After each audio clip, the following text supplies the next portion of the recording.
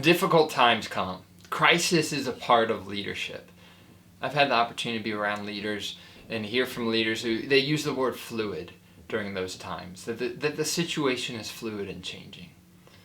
In the past 12 months, I've read a couple of books where I've been able to learn historically from leaders both in the public sector and the private sector who have led during turbulent times.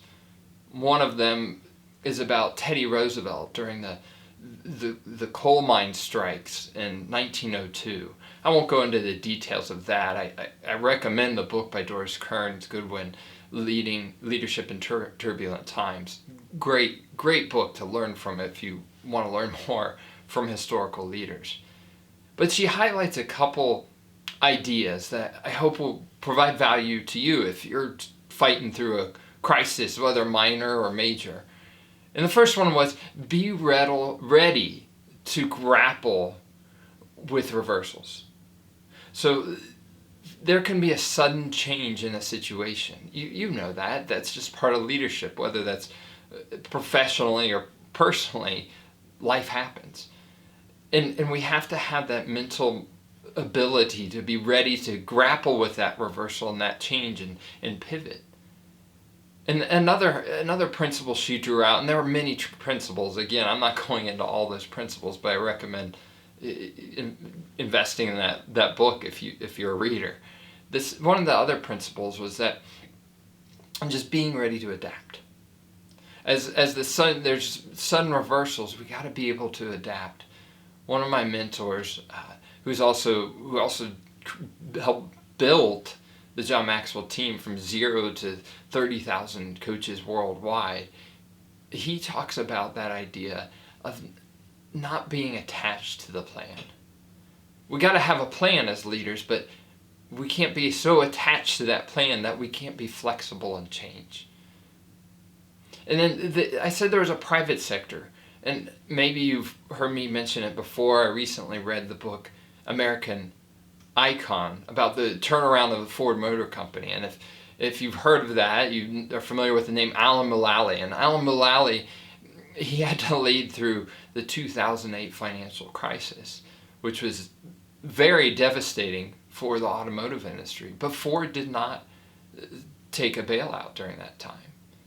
And what he did the two previous principles that Teddy Roosevelt did, but he held his vision.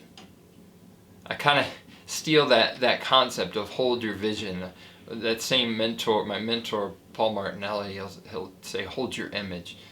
Hold the vision of where you're going ultimately. Because what Mulally knew is he knew the vision of what he wanted to accomplish at Ford. It worked before when he was at Boeing. So he had historical evidence of its effectiveness. But he held the vision while at the same time adapting the plan with his team. So surround yourself with your team and together create that mastermind to learn from one another, to decide collectively what is the best decision during this crisis situation. So again, I'll share those 3 principles for you. First of all, be ready to grapple with reversals. Be ready to grapple with reversals. Second, be ready to adapt. And as you're adapting, don't be attached to the plan. And then finally, hold the vision.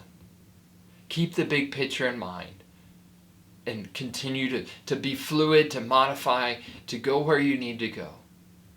And let me add this one personal idea. Be calm. Be calm. Because those that you lead, whether professionally or personally, they're looking to you for how to respond. Be calm, take care of the people, and lead well in the process. Thanks for watching. Thanks for listening. Be calm and lead well.